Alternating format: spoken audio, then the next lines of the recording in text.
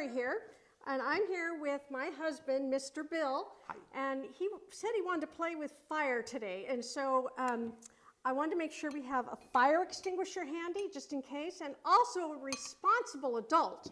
Where? Oh.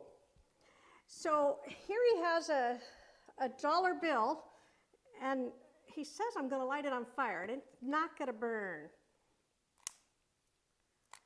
Whoa! How on earth? How come the dollar bill didn't burn up?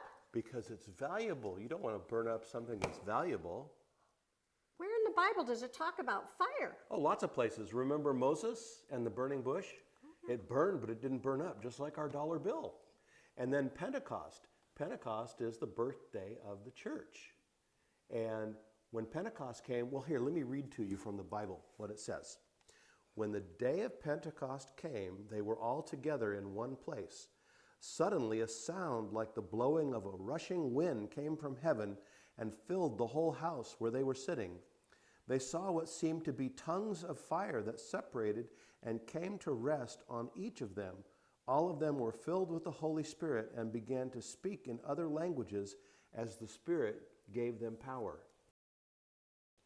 Oh my. That was the birthday of the church. They had fire on their heads. But they didn't burn up. Wow. Just like Moses' burning bush. Let's see what happened when the fire of Pentecost came upon all of God's people.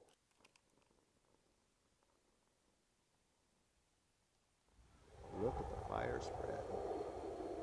As the wind of the Holy Spirit blew, the fire went from person to person, and the church grew amazingly in that first few weeks after.